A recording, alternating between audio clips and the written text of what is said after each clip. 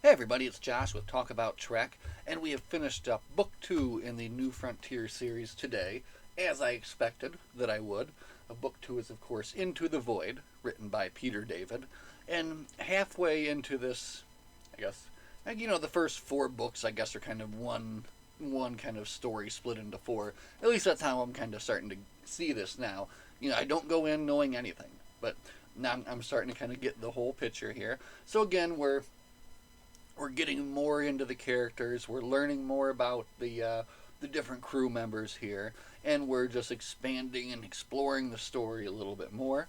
Uh, as you can see from the cover here, we've got Mackenzie Calhoun and Commander Elizabeth Shelby, and this is another great cover written a great cover drawn by Keith Birdsong. And the one thing I will say though is in all these depictions here that they've shown, I really expected Mac's scar to be a lot more prominent. And in fact, let me grab something. Look, well, I guess the toy itself doesn't even have a very prominent. You're not. That's no. There's no focus there for you. Anyway, from the way they describe it, I picture it as a more prominent scar than they picture here on the cover. But anyway, Captain Calhoun and Commander Shelby face their greatest ally, or most formidable enemy. Star Trek New Frontier Book 2, Peter David, New Frontier Concept by John J. Ordover and Peter David. From the universe of Star Trek The Next Generation, a new ship, a new crew, a new mission. Roll call, the crew of the USS Excalibur. Captain Mackenzie Calhoun, an unorthodox, decisive young captain who loves his crew and ship, and loves testing their limits even more. Commander Shelby, a woman of strong opinions and strong values. Shelby never hesitated to tell her captains when she thought they were wrong, and Mackenzie Calhoun won't be any exception. Burgoyne 172, the chief engineer of the Excalibur, with the decisiveness of Calhoun, the strength of Shelby, and the gender of both. Burgoyne is a hermit, and when he sets her sights on you, he isn't an easy person to refuse. As the Thelonian Empire succumbs to violence and insurrection, the USS Excalibur prepares to launch on her humanitarian mission of mercy.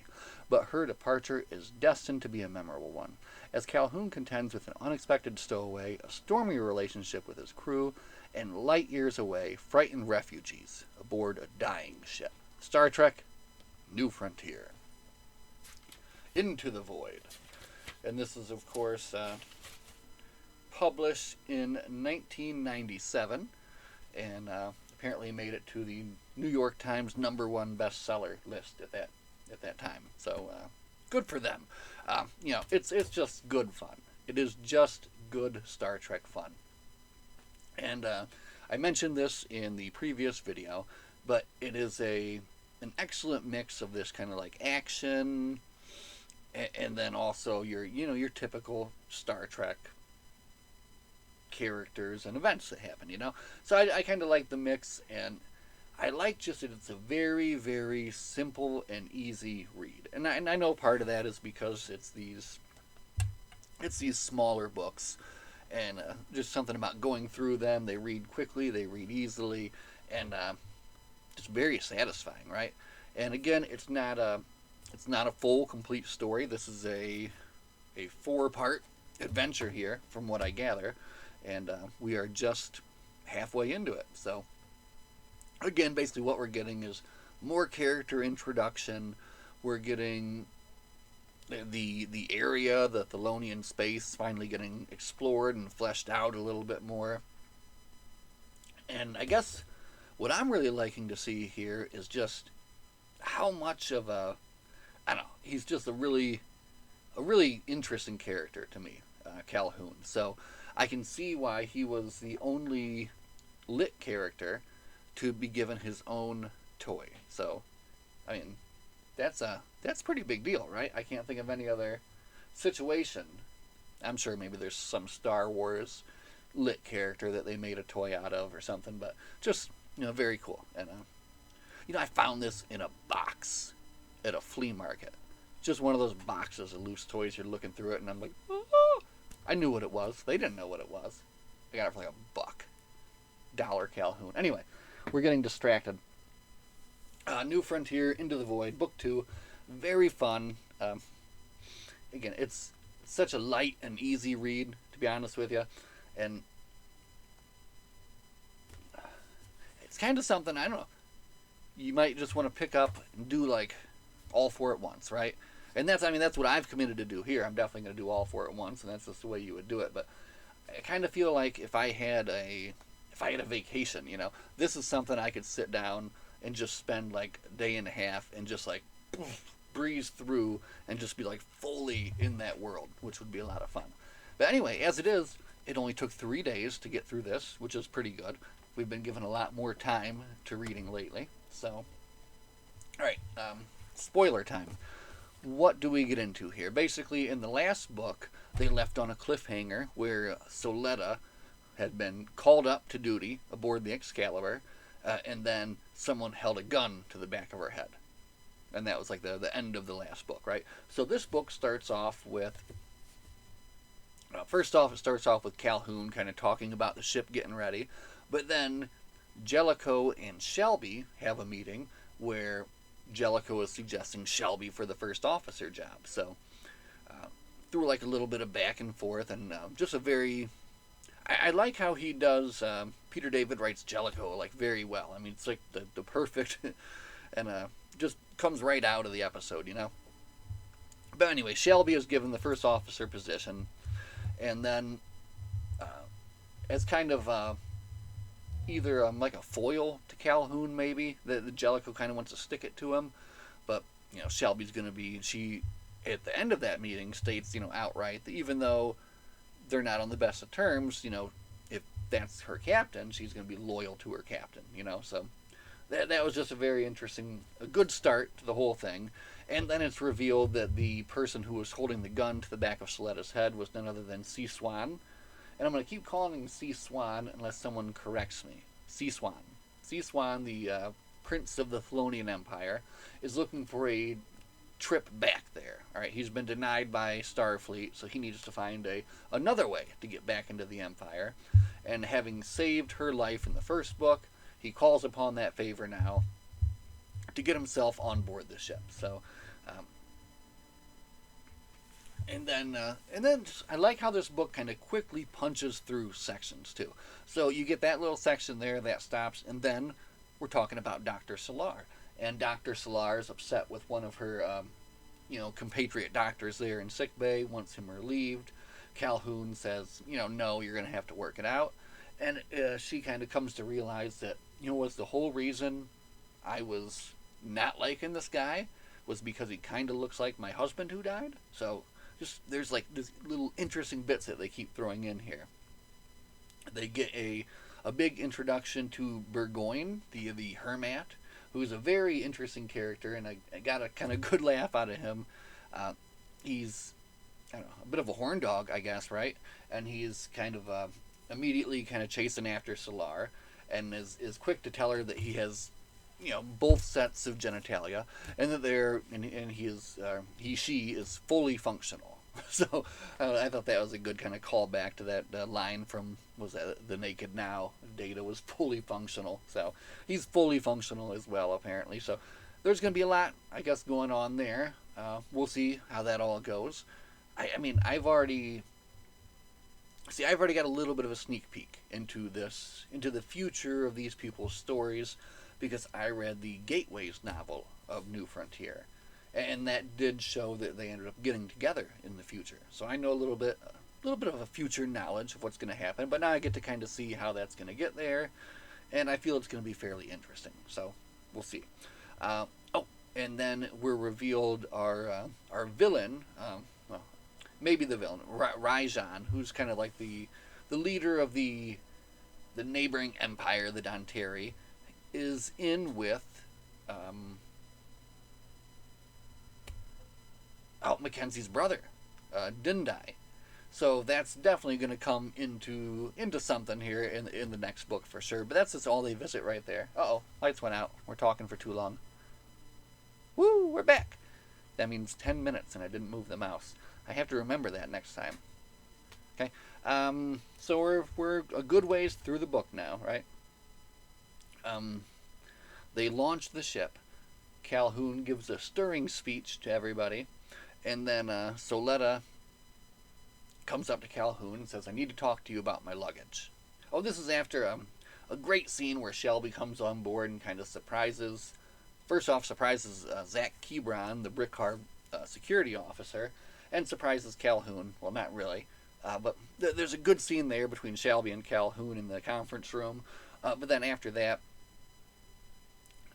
they basically Soletta kind of gives up. She tells Calhoun that he's been smuggled aboard and in some luggage. Basically, Zach gets him out of the luggage, and this is it's not a ton of action in this book. It's more of just kind of explaining what's going on. But there's a fun little scene here that goes to show exactly how how agile this guy is, who's able to throw this Brickcar off balance, not really hurt him, but at least knock him down. But then also goes to show you how awesome Calhoun is, that when Sea Swan tries to escape the room and Calhoun and Shelby are coming up to it, basically Calhoun sidesteps him and pulls some Super Saiyan kind of nonsense and takes him out with like a chop. I think he actually a hit to the head or something like that. One shot and he's down. Right? They lock him up in the brig, and eventually they kind of work out with him that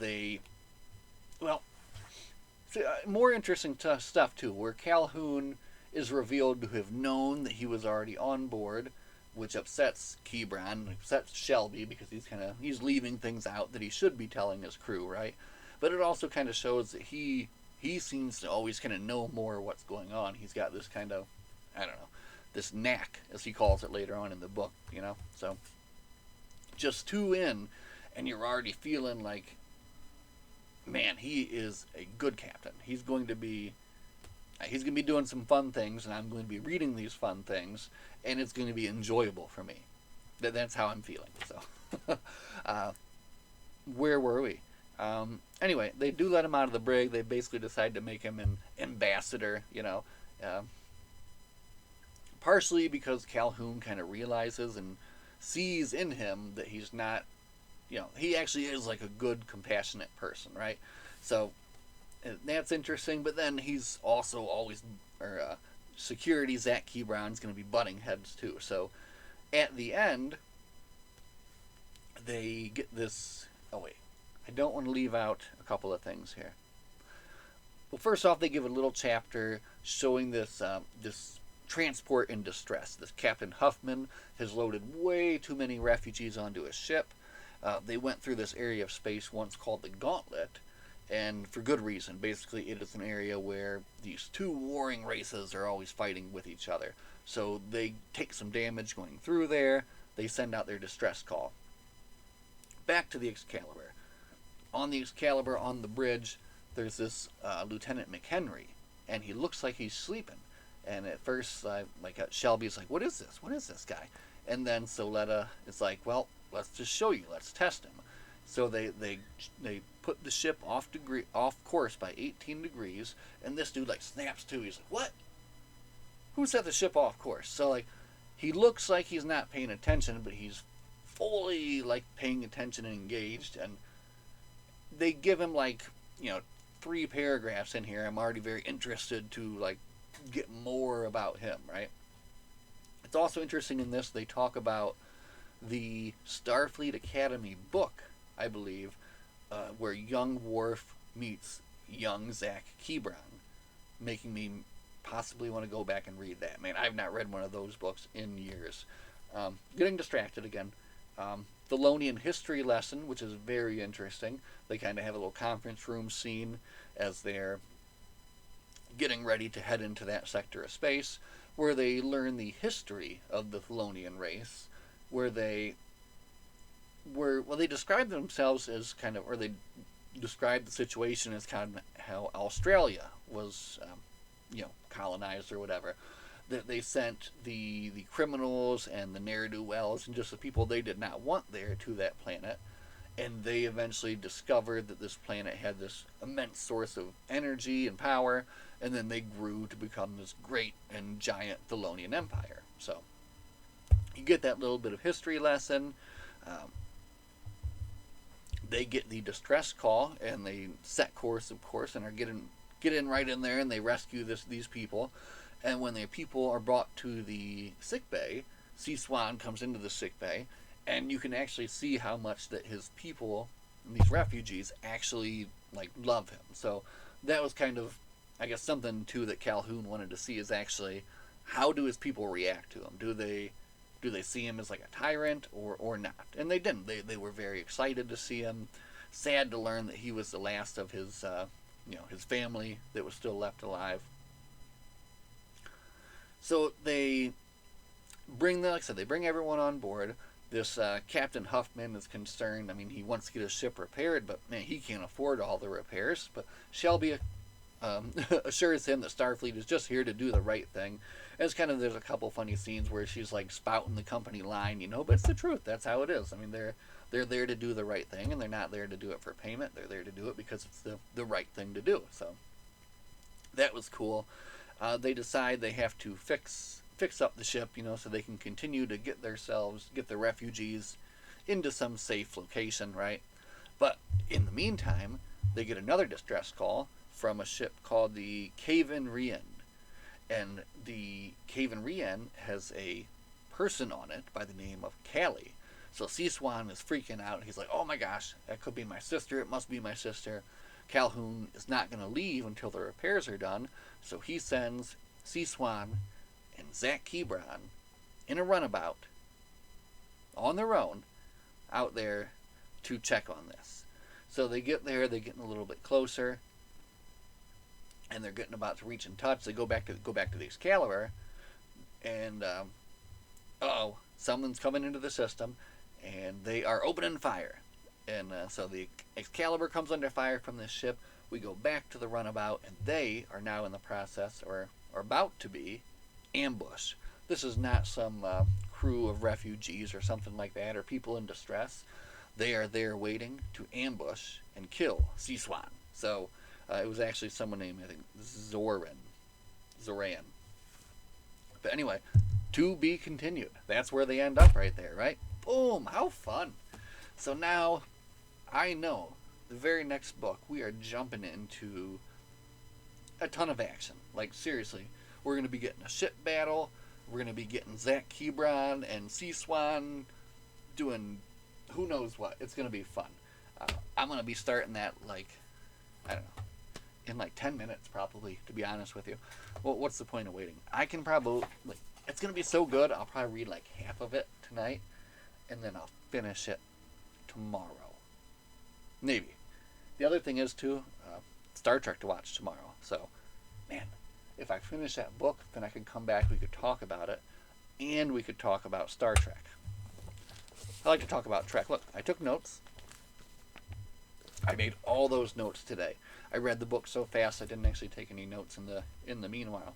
But the point is that I hit the highlights. I wrote down what I read, and yeah, look at this thing. It's almost done. Maybe 12 or 14 more books, and then we are going to have to find ourselves a new little journal to start putting this stuff into. Anyway, now I'm just dragging this on. New Frontiers Book 2, it was fun. I liked reading it. I enjoyed talking about it. And I can't wait to continue this whole series.